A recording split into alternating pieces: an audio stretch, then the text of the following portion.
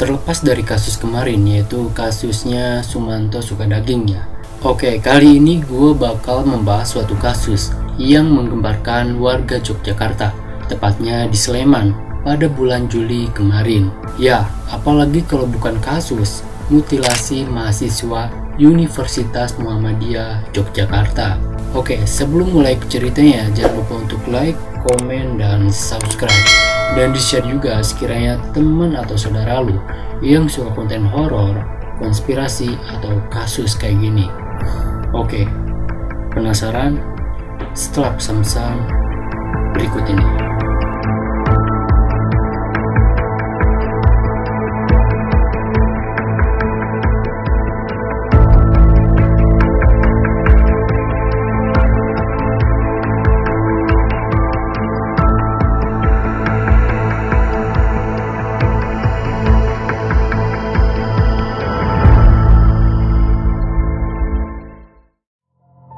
Pada awalnya, tanggal 12 Juli 2023, pada Rabu malam, seorang pemuda setempat yang ingin pergi memancing menemukan sebuah kantong kresek yang tersimpan di sekitaran Sungai Bedog, lebih tepatnya di bawah jembatan penghubung antara Dusun Bangunkerto dan Wonokerto. Nah, setelah pemancing ini mendekati dan memeriksa bungkusan itu, mereka menemukan beberapa potongan tubuh manusia berupa 2 buah bagian mata kaki. Dari temuan itu, pemuda ini kemudian melaporkan kejadian ini ke Polsek setempat pada malam itu. Nah, mendapati laporan mengenai kasus temuan ini, Kombes Yuswanto Adi melakukan pencarian besar-besaran dari daerah Turi sampai Sleman, Yogyakarta. Dari hasil pencarian di area sekitaran sungai itulah akhirnya pihak kepolisian kembali menemukan sebuah tangan yang masih mengepal di dalam dasar sungai. Selain itu, di sekitaran semak-semak pun, polisian menemukan potongan daging manusia yang dibungkus menggunakan plastik hitam. Dirasa masih ada bagian tubuh yang masih tersebar. Pada tanggal 15 Juli 2023, pihak kepolisian kembali lebih memperluas area pencarian dan mengerahkan lebih banyak personil. Dan 3 hari dari penemuan pertama, tepatnya di Sungai Kerasak, Wordikrojo, Tempel, Sleman, pihak kepolisian akhirnya menemukan sebuah kepala manusia yang terkubur di dalam tanah. Selain itu, di titik yang berbeda, tepatnya di Kalinyo, polisi menemukan tulang belulang dan organ dalam. Di Kalinyamplung, polisi kembali menemukan sebuah baju berwarna hijau, celana pendek berwarna hitam, dan sepasang sendal gunung, serta potongan organ dalam lainnya. Dan di Sungai Ngelinting pun, polisi kembali menemukan potongan tubuh lainnya. Dan di daerah Ngebung, polisi menemukan sebuah handphone yang diduga milik korban. Nah, langkah pertama dari kepolisian dari penemuan ini adalah untuk mencari tahu siapakah korban ini dan apa yang terjadi kepada si korban ini. Pertama-tama, pihak kepolisian mencoba melakukan pemeriksaan sidik jari. Namun, hal yang mengerikan terjadi di sini. Ternyata potongan-potongan tubuh yang bisa mengidentifikasi si korban ini sudah direbus agar menghilangkan sidik jari dari si korban agar tidak bisa diidentifikasi oleh pihak kepolisian. Tapi karena teknologi semakin canggih ya, dan pihak kepolisian Indonesia sudah mempunyai itu.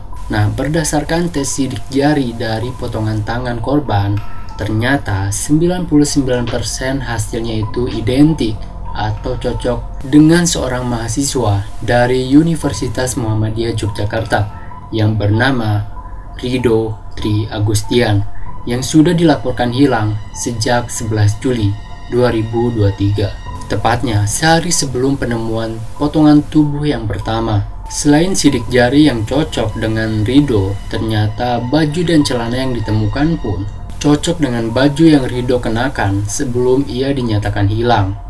Meskipun ya, si pelaku ini mencoba menutupi atau mempersulit pihak kepolisian, akan tetapi identitas korban tetap terungkap. Dan siapakah Ridho Tri Agustian ini?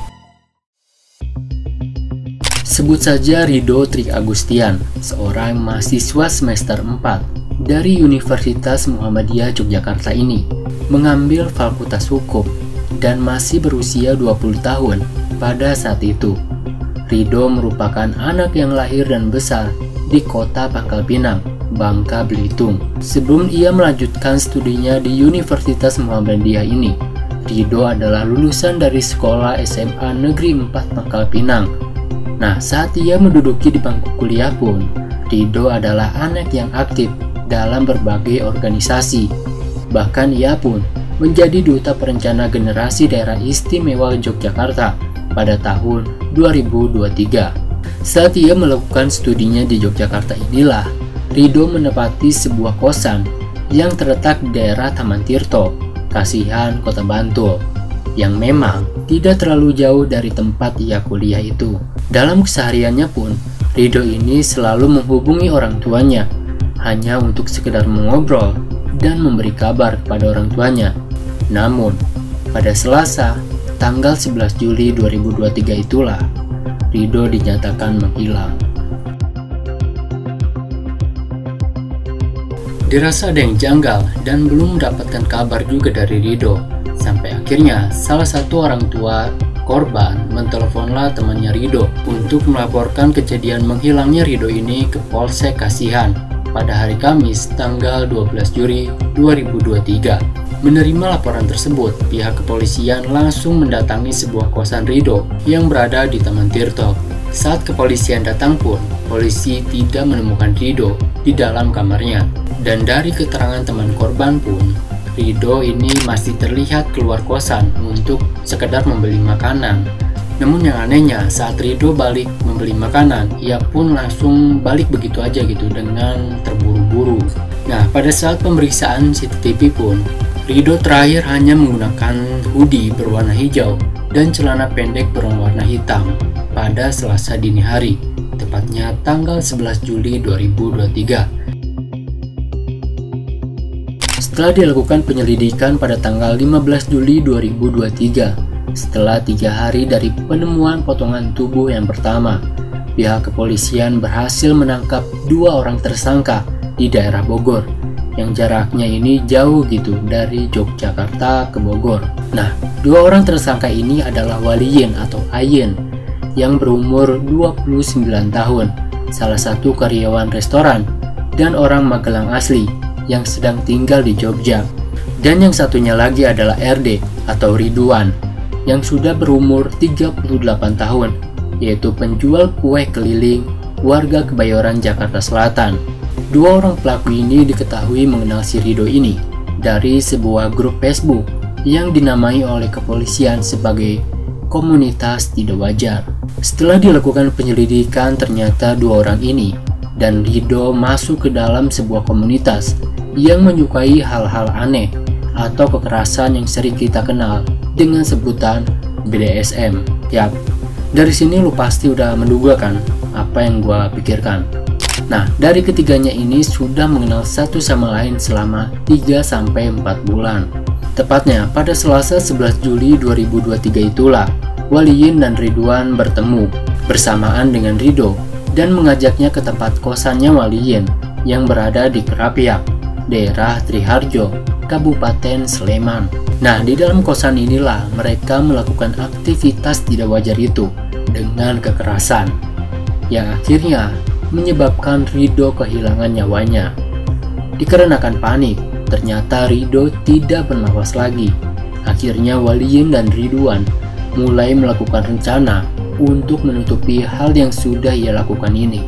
Mereka berdua ini kemudian memutilasi tubuh Ridho menjadi beberapa bagian, dan mereka pun sempat menguliti tubuh si korban ini, bahkan sempat merebus beberapa bagian untuk menghilangkan sidik jari dari si korban tersebut. Nah, sebelum membuang potongan tubuh korbannya pun, salah satu dari mereka sempat-sempatnya menyurpai beberapa lokasi untuk membuang bagian-bagian tubuh si korban ini. Dan sampai akhirnya mereka sepakat untuk menyebar bagian tubuh ini di 5 titik yang berbeda. AKRB Tripanungko mengatakan pihak kepolisian sampai saat ini masih mendalami percakapan di dalam grup WA dan Facebook atau medsos lainnya dari kedua tersangka tersebut. Nah, dari kasus ini, kedua tersangka ini mendapatkan ancaman hukuman penjara seumur hidup atau hukuman mati. Namun ya, ternyata salah satu rektor dari Universitas Muhammadiyah Yogyakarta, yaitu Profesor Ahmad Nurmandi, menegaskan bahwasannya Ridho ini sedang melakukan penelitian mengenai kelompok LGBT atau kelompok radikal dan kelompok-kelompok tidak wajar yang berada di Jogja ini.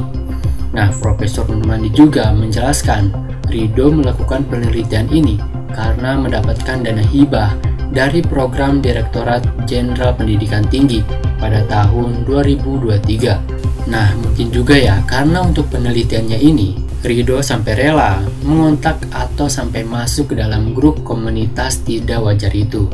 Bahkan pihak keluarga Ridho pun tidak terima atas tuduhan-tuduhan miring dan tersangka atau berita yang beredar saat ini. Entahlah, menurut kalian bagaimana? Adakah versi lain dari kalian? Coba komen di bawah. Cukup sekian untuk video kali ini. Jangan lupa like, komen, dan subscribe. Dan di-share juga sekiranya teman atau saudara lu yang suka konten horor kayak gini. Gua Ridwan, cabut dulu.